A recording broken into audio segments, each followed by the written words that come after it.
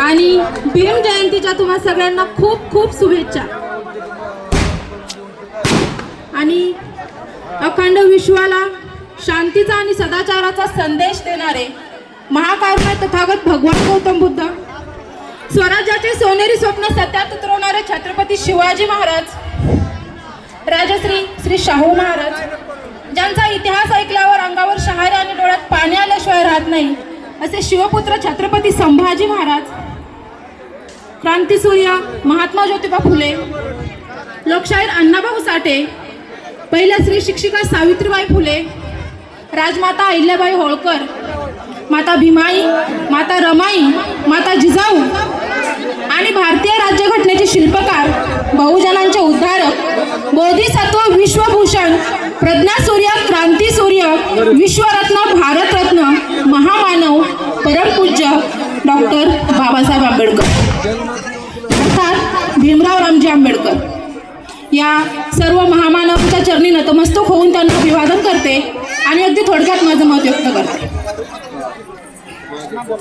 असं म्हणतात की या धर्तीवर जो चुकतो तोच मानव आणि जो चुकत नाही तो महामानव.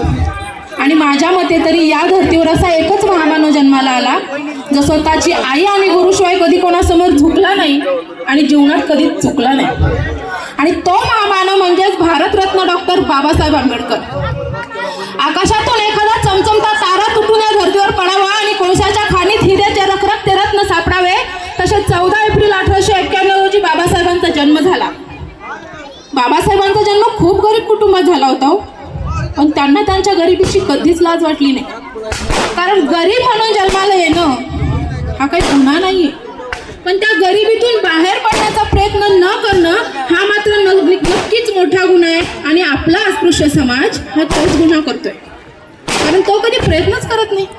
आपला अस्पृश्य समाज हा जिवंत माणसाला लाथा मारून दगडाला माथा टेकवतो, प्रयत्न न करता नशिबाला दोष देतो, म्हणून तो खूप गरीब आहे. पण मंडळींनो, दिवा जरी मातीचा असला तरी प्रकाश हा सत्याचा असला पाहिजे आणि प्रयत्न जरी छोटा असला तरी जिंकण्याचा विश्वास हा पक्का असला पाहिजे. बाबासाहेबांना वर्गाच्या बाहेर बसून शिक्षण घ्यावं लागलं होतं, फक्त जातीमुळं.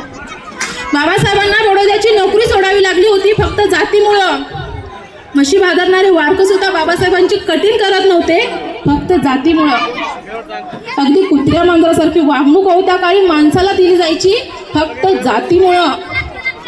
आणि बाबासाहेबांना माणसाला माणूस म्हणून जगताना पाहायचं होतं आणि म्हणून त्यांनी न डगमगता निधड्या छातीने प्रत्येक संकटाला तोंड दिलं. आज तुम्ही मला सांगा, आज किती जणांचे आदर्श आहे तो बाबासाहेब आंबेडकर? आज किती जणांचे आदर्श आहेत छत्रपती शिवाजी महाराज?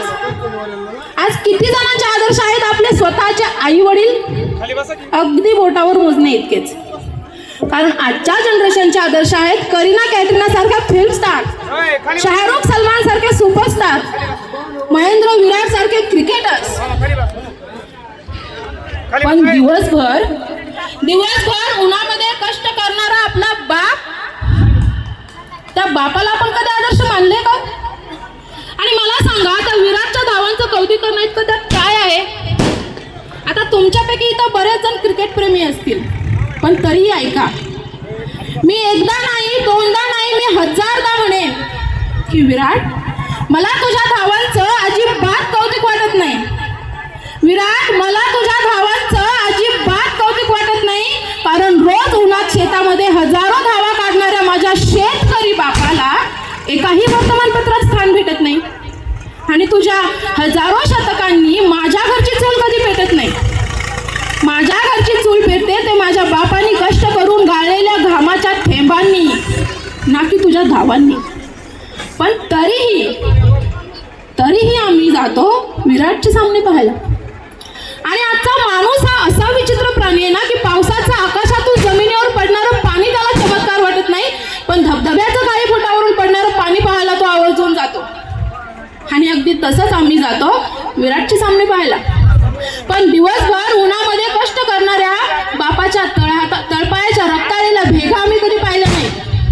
दिवसभर उन्हामध्ये कष्ट करणाऱ्या बापाच्या तळपायाच्या रक्ताळलेल्या भेगा आम्ही कधी पाहिल्या नाही. दिवसभर उन्हामध्ये कष्ट करणाऱ्या बापाच्या तळ हातावर आलेले फोड आम्ही कधी पाहिले नाही. पण विराटचे सामने पाहायला आम्ही आवर्जून जातो. त्याचं कारण असं जनरेशनला आई बाबाच्या कष्टाची किंमत वाटत नाही. उलट त्यांना लाज वाटते आईच्या मळकटलेल्या लुगड्याची आणि बापाच्या फाटलेल्या धोत्राची. आज कित्येक लोक असे आहेत की ज्यांना मूल नाही, पुत्रवियोगाने ते तडफडत आहेत. आणि कित्येक लोक असे आहेत की ज्यांना मूल असूनही ते अनाथ आश्रमात आहेत. किती हा निर्लज्जपणा. आणि काय अपेक्षा केली बाबासाहेबांनी की माझा अस्पृश्य समाज सुधारला पाहिजे, तो शिकला पाहिजे, संघटित झाला पाहिजे आणि जिथे अन्याय असेल तिथं त्यानं संघर्ष केला पाहिजे. आपण काय करतोय आज? आपण काय करतोय? अहो, रस्त्यात ठिकाणी भीक मागतो, साहेब आम्हाला दान द्या. आजचा साहेब तसाच पुढे निघून जातो. भिकारी पुन्हा मागतो, साहेब आम्हाला दान द्या. दान नाही तर या 2 हातांना काहीतरी काम द्या, पाहिजे तर आमच्या शरीराचा घाम घ्या, पण आम्हाला काम द्या. पण नाही, आजचा मोबाईल कानाला लावून बहिरा झालेला साहेब तसाच पुढे निघून जातो. कारण आज जवळ पैसे असलेला ट्रस्टवाला साहेब एवढा माजून गेलाय की देवळात गेला तरी दुकानात गेल्यासारखा वागतो.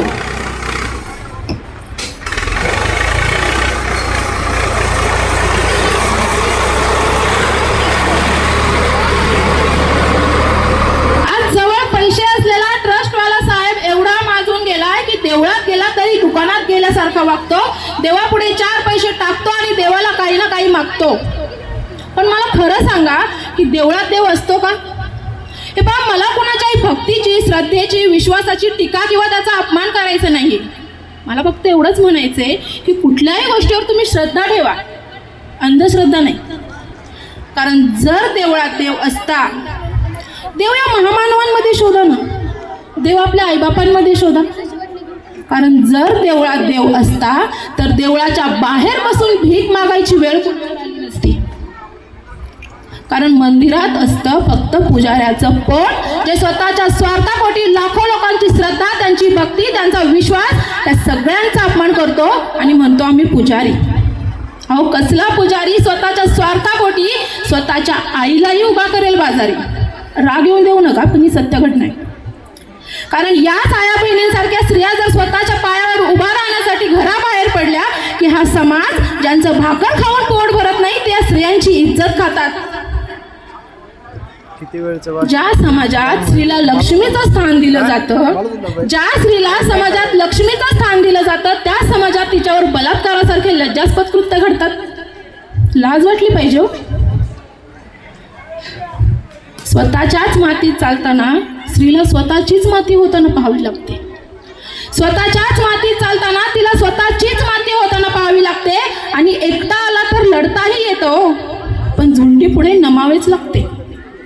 झुंडी पुढे नमावेच लागते. हे पहा, छत्रपती शिवाजी महाराजांची शिकवण आहे की आपल्या देवाऱ्यातील देव म्हणजे दुसऱ्यांच्या घरातली स्त्री असली पाहिजे. आपल्या देव्हाऱ्यातील देव म्हणजे दुसऱ्याच्या घरातली स्त्री असली पाहिजे. एवढा मान सन्मान त्या स्त्रियांना आपण दिला पाहिजे. आणि जर स्वतःच्या बहिणीसाठी आपण वाघ बनलो ना, तर दुसऱ्यांच्या बहिणीसाठी कुत्रा नाही बनलं पाहिजे. जर स्वतःच्या बहिणीसाठी आपण वाघ बनलो तर दुसऱ्यांच्या बहिणीसाठी कुत्रा नाही बनलं पाहिजे. पण मला एक कळत नाही की ज्या स्त्रीच्या गर्भात तो 9 महिने राहिला, हे पहा, मी सगळ्या पुरुषांबद्दल बोलत नाही, सगळे पुरुष सारखे नसतात, सगळे पुरुष राक्षस वृत्ती नसतात. पण ज्या स्त्रीच्या गर्भात तो 9 महिने राहिला, ज्या स्त्रीच्या छातीला लागून तो 3 वर्ष वाढला, ज्या स्त्रीच्या हृदयात एक बाप, एक भाऊ, एक नवरा, एक मुलगा म्हणून तो आयुष्यभर राहिला, त्याच स्त्रीला बघून तो हैवान कसा रे बनला? ज्यावेळी महाभारतातील द्रौपदीचं वस्त्रहरण झालं त्याच वेळी दिला असता तिच्या पदराला आधार, तर आज नसते झाले बलात्कार. आजची स्त्री पुरुषाच्या खांद्याला खांदा लावून प्रत्येक क्षेत्रात उभी आहे. आजची स्त्री पुरुषाच्या खांद्याला खांदा लावून प्रत्येक क्षेत्रात उभी आहे फक्त माझ्या बाबासाहेबांमुळे. आज मी तुमच्या समोर उभी आहे फक्त माझ्या बाबासाहेबांमुळे. कारण स्त्रियांना त्यांचं मत मांडण्याचा अधिकार सुद्धा बाबासाहेबांनी दिलाय. अहो, जी स्त्री अंतराळात पोहोचली, ज्या स्त्रियांनी आकाशाला गवसणी घातली, त्या स्त्रियांना तुम्ही आज मंदिरात प्रवेश ना करता. आणि ठीक आहे, नाकारलाही, स्त्रियांना तुम्ही मंदिरात प्रवेश नाकारलाही तरी मला सांगा की ज्या देवाला स्त्रीच्या स्पर्शाने विटाळ होतो त्या देवाने जन्म कुणाच्या पोटी घेतला असेल हो? बरं ठीक आहे, होतो देवाला विटाळ. जर बाईच्या स्पर्शाने देवाला विटाळ होतोय, कोप होतोय, तर गाईच्या स्पर्शाने तो शुद्ध कसा होतोय? विचार करण्यासारखी गोष्ट आहे ना. हो, बाई, कुठलीही बाई, प्रत्येक स्त्री आई असते आणि आईचा कधीच विटाळ होत नसतो. आणि जर तसं असेल ना तर हे पूर्ण जग विटाळलेलं आहे, कारण हे जग त्याच विटाळातून बनलेलं आहे. आज माणसाला माणसातला माणूस दिसत नाही, त्याला दगडातला देव दिसतो, गायीमधली माता दिसती, पण माणसातला माणूस त्याला दिसत नाही. आज माणसांची ओळख त्याच्या जातीवरून केली जाते. आणि आजची जातीवादी माकडं तर अशा आहेत ना की स्वतःच्या अंगावरील कातडी खरवडून काढतील, पण जातीत भेद करायला विसरणार नाहीत. आणि या जातीवाद्यांचं जिवंत उदाहरण मागच्याच आठवड्यामध्ये काश्मीरमध्ये झालेला अतिरेकी हल्ला. किती निष्पाप लोकांना जीव गमवावा लागला हो, किती निष्पाप लोकांचा बळी गेला फक्त या जातीवाद्यांमुळे, फक्त जातीवाद्यांमुळे. मला सांगा त्यात त्या लोकांची काय चुकी होती? सांगा काय चुकी होती? अहो, आजची जातीवादी माकडं स्वतःच्या अंगावरील कातडी खरवडतात पण जातीभेद करायला विसरणार नाहीत. म्हणून आणि फक्त म्हणून हा देश विनाशाच्या उंबरठ्यावर उभा आहे. कारण या देशात आज हातात शस्त्र आणि खिशात पैसे असलेल्या गेंड्यांचं राज्य आहे. आणि म्हणून या देशाची अवस्था आज आंधळं दळत आहे आणि कुत्रपीठ खाते अशी झाली. एकीकडे सरकारने देश विकायला काढलाय, एकीकडे सरकारने देश विकायच्या मार्गावर आणलाय, आणि दुसरीकडे माझा बळीराजा, माझा शेतकरी राजा आत्महत्या करतोय. सोलापूर साईडच्या एका कवीनं खूप छान बोलले बा की आपल्या बापाचं आर्थिक बजेट बिघडू नये म्हणून, आपल्या बापाचं आर्थिक बजेट बिघडू नये म्हणून उरलेल्या साबणाची चिपळी नवीन साबणाला लावून वापरणारी आपली ती आईच असते किती साधी. आपल्या बापाचं आर्थिक बजेट बिघडू नये म्हणून उरलेल्या साबणाची चिपळी नवीन साबणाला लावून वापरणारी आपली ती आईच असते किती साधी. आणि मी चहा विकला असं सांगून लाखोंचा कोट घालतात मोदी. अहो, कुठला चहावाला सांगा लाखोंचा कोट कधी घालतो का? कुठला चहावाला सांगा लाखोंचा कोट कधी घालतो का? आणि विकला असेल चहा, विकला ही असेल चहा म्हणून काय देश विकायचा असतो का? अहो, काळी माती झाकली की नाती उघडी पडतात, काळी माती झाकली की नाती उघडी पडतात. आणि माणसातलं जनावर चारा खाऊन निघून जातं, पण अशाने फक्त मुकी पाखरे मरतात, अशाने फक्त मुकी पाखरे मरतात. कारण पोटच्या पोरावर सांगावा तसा हक्क सांगितला जातो त्या टेबलाखालच्या लाचेवर. पोटच्या पोरावर सांगावा तसा हक्क सांगितला जातो त्या टेबलाखालच्या लाचेवर. पण या एसी मध्ये बसणाऱ्यांना काय माहित हो, तेवढ्यासाठीच किती भेगा पडतात माझ्या बापाच्या टाचेवर, एवढ्यासाठीच किती भेगा पडतात माझ्या बापाच्या टाचेवर. सामान्य माणसं आहोत ना आपण, कुठपर्यंत सहन करणार हो? मान्य आहे तो महाभारतातील अर्जुन, सॉरी महाभारतातील श्रीकृष्ण कधी काळी मानव अवतारी धर्तीवर खूप काही सहन करत होता. पण जरी तो मानव अवतारी असला तरी शेवटी देवच होता. पण आपल्यासारखी सामान्य माणसं एवढी सहनशक्ती कुठून आणणार? आणि तो महाभारतातील अर्जुन तो त्या कृष्णाचा मित्र होता म्हणून का तो त्याच्यासोबत कायम राहिला? आणि आपल्यासारख्या सामान्य माणसाला मार्ग दाखवायला फक्त भगवद्गीता ठेवून गेला. आहे का कोणाला वेळ ती भगवद्गीता वाचत बसायला? समाजाचं व्यवहारीकरण पाहताय ना कसं होऊन बसले ते.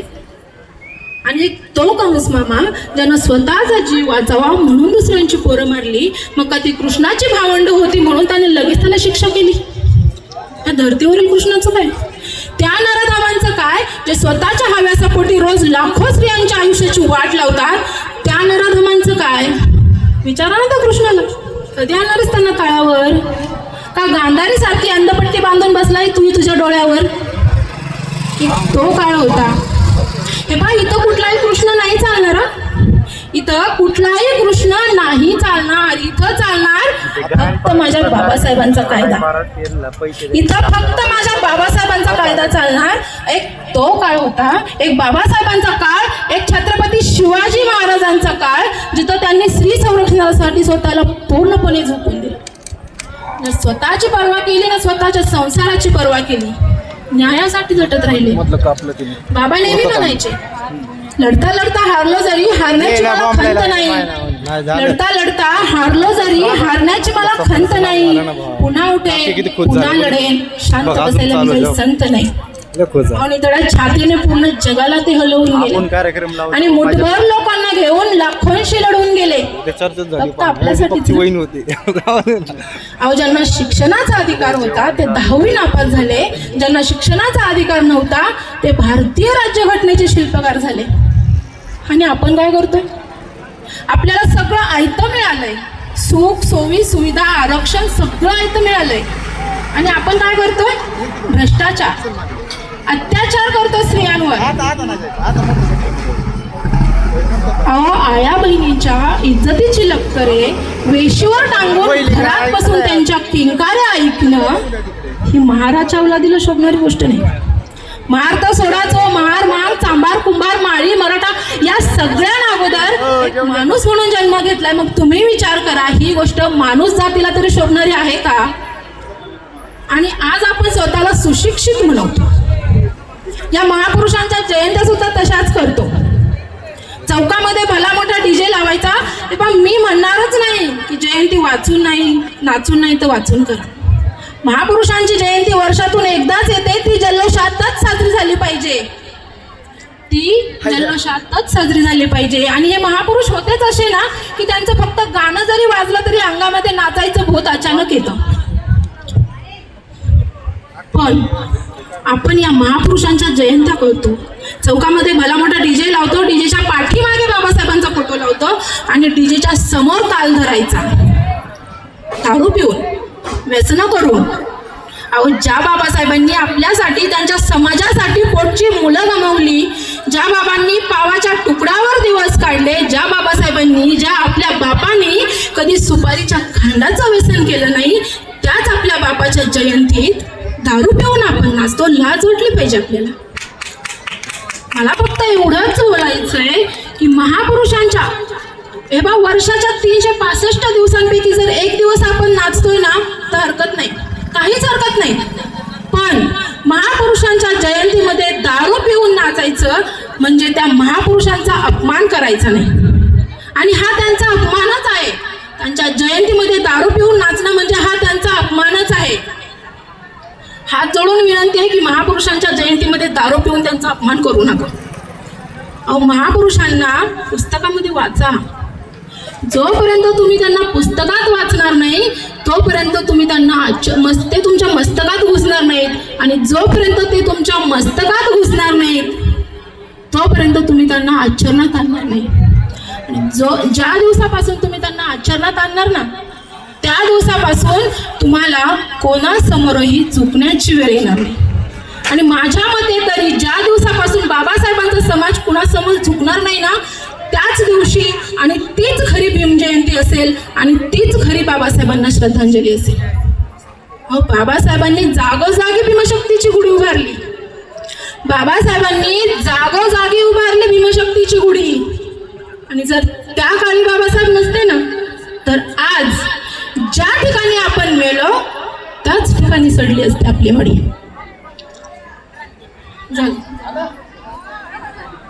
जर त्या काळी बाबासाहेब नसते तर आज ज्या ठिकाणी आपण मेलो त्याच ठिकाणी सडली असते आपली मडी। पण म्हणतात ना, काळ आणि वेळ कोणासाठी थांबत नाही, ती बाबासाहेबांसाठी सुद्धा कधीच थांबली नाही, न त्यांना थांबवताही आली नाही। तुम्ही कारण शेवटी ज्याची भीती होती तेच झालं होतं, जे नको होतं तेच झालं होतं। बाबासाहेबांनी 6 डिसेंबर 1956 साली या जगाचा निरोप घेतला आणि चंदनाच्या लाकडावर शांत झोपी गेले, कधी न उठण्यासाठी। पण आता आपल्याला उठायला हवं ना, माणूस म्हणून जन्माला आलाय, मग माणूस म्हणून जगायला हवं ना। शेवटी जाता जाता बाबासाहेबांसाठी फक्त 2 ओळी की जन्माला आलास तू क्रांती सूर्या, यज्ञ होमातून सुटकारा द्यायला।